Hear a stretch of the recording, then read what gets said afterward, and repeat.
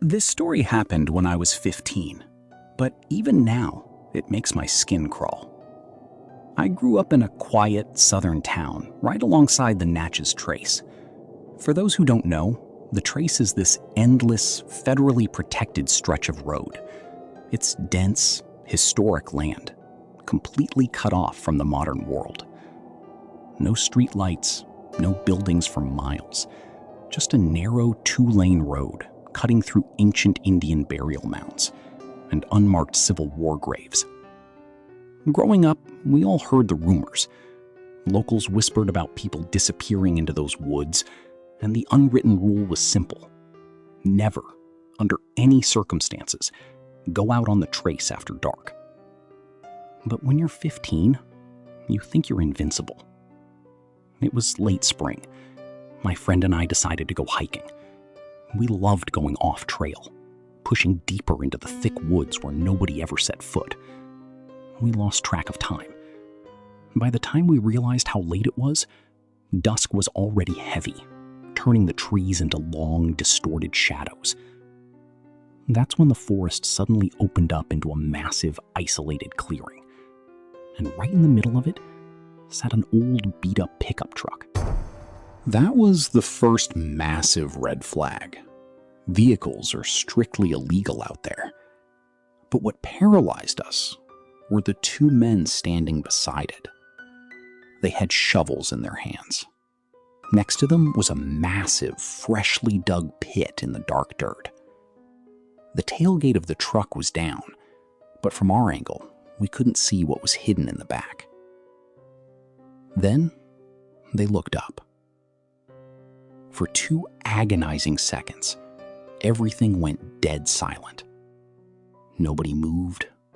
Nobody breathed. Suddenly, the silence shattered.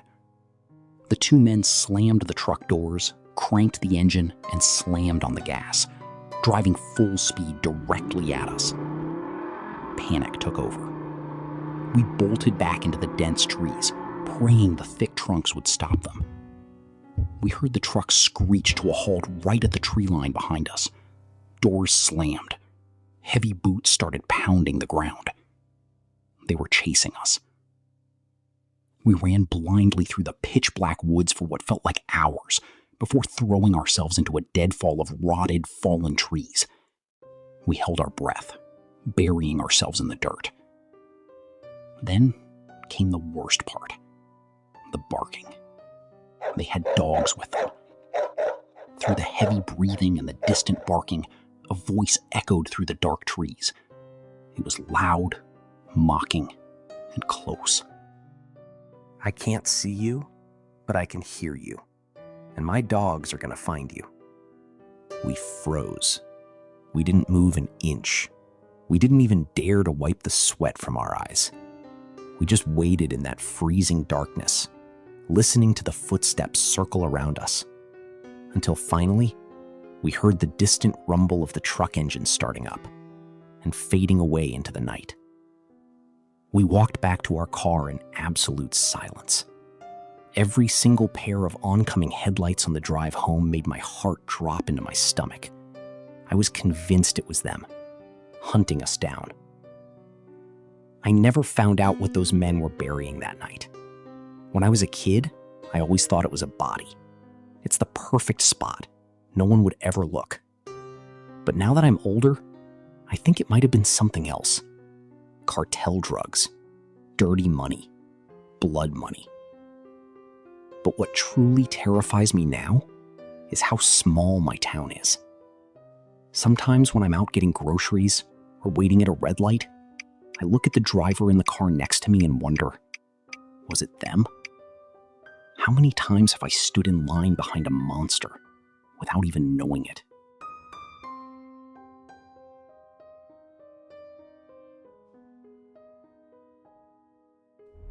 I'm in my 50s now, and just last week, I finally told my sister the truth.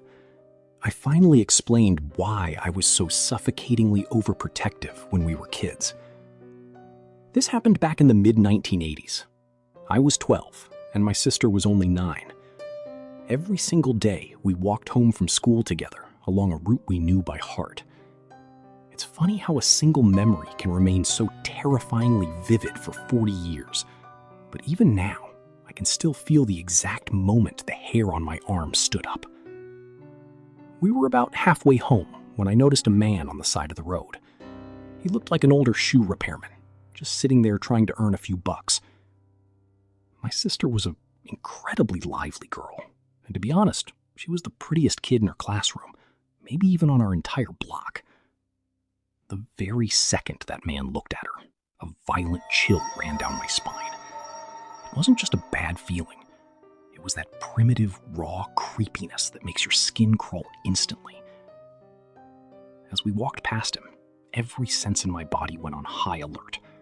My gut was screaming at me, and my instincts never lie. I stole a glance behind us. He had started following us, keeping a calculated, consistent distance. My sister, being only 9, was completely oblivious. She was swinging her backpack, chatting happily about her day. I wanted to scream, but the absolute terror jammed up my throat. I couldn't make a sound. I knew our house was just around the corner, but our street was always dead quiet, lined with thick trees. If we turned down that road, we would be completely alone with him. Right before our turn, there was a tiny local restaurant. Without saying a word, I grabbed my sister's arm and yanked her inside. We didn't buy anything. I led her straight to the back, near the restrooms, and we just stood there in the narrow, cramped hallway. My sister was confused and frustrated. She started complaining, saying she was hungry and wanted to go home for the cookies our mother had promised to bake. But I just pressed my hand firmly against her shoulder, staring into her eyes, gesturing for her to be absolutely silent. I managed to peek through a side window facing the street. Maybe 30 seconds later, the man walked past. Suddenly, he stopped. He stood right there on the sidewalk, scanning the road up and down. He looked genuinely angry, frustrated that he had suddenly lost sight of his target. He lingered out there for what felt like an eternity, though it was probably only 2 minutes, before he finally gave up and kept walking. We waited in that hallway for a long time, until I felt completely safe. From that day on, I refused to ever take that route again. I forced us to walk 2 extra blocks out of the way every single day, and for the rest of our childhood, I never let her be more than an arm's length away from me. Last week, we were reminiscing about our childhood, and she laughed, asking why I was always so bossy and paranoid whenever she wanted to go out alone. When I finally told her what happened that afternoon, the smile completely faded from her face. She had absolutely no idea she was ever in danger. I'm 54 now, and I still think about that man. And every time I cross that old route, I still feel the exact same chills.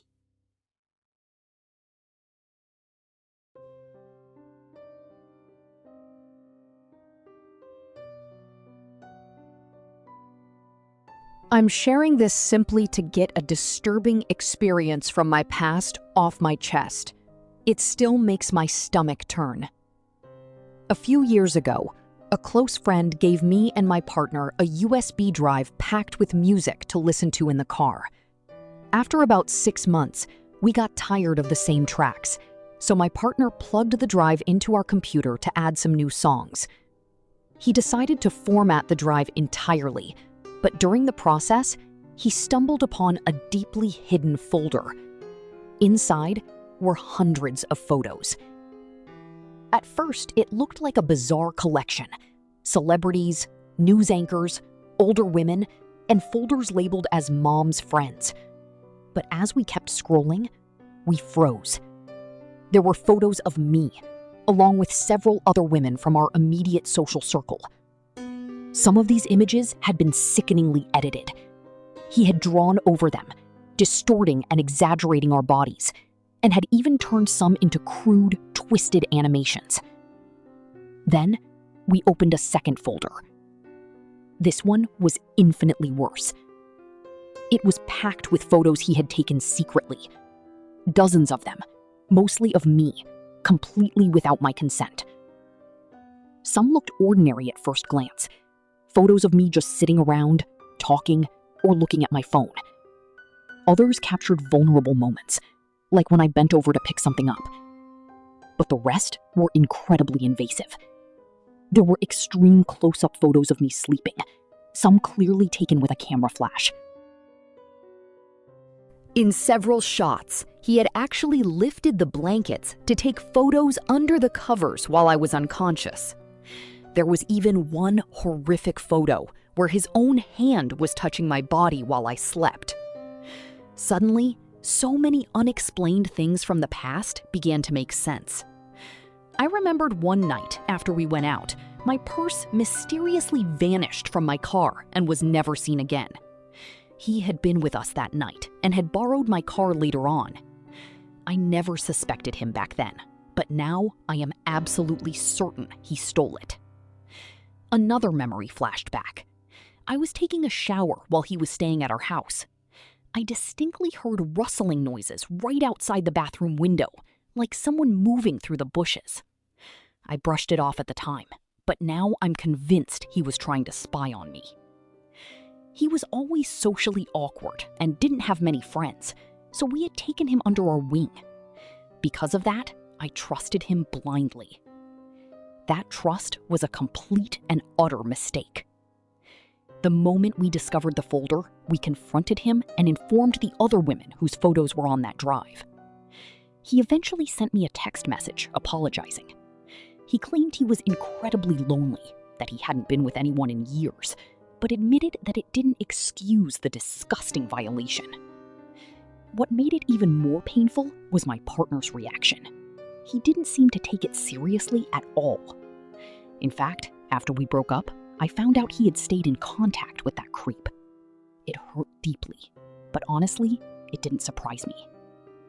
To this day, I still don't know if the police ever uncovered anything more on his personal devices during a subsequent, unrelated investigation.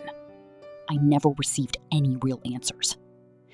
The entire nightmare completely shattered my ability to trust people, and it made me question my own judgment ever since.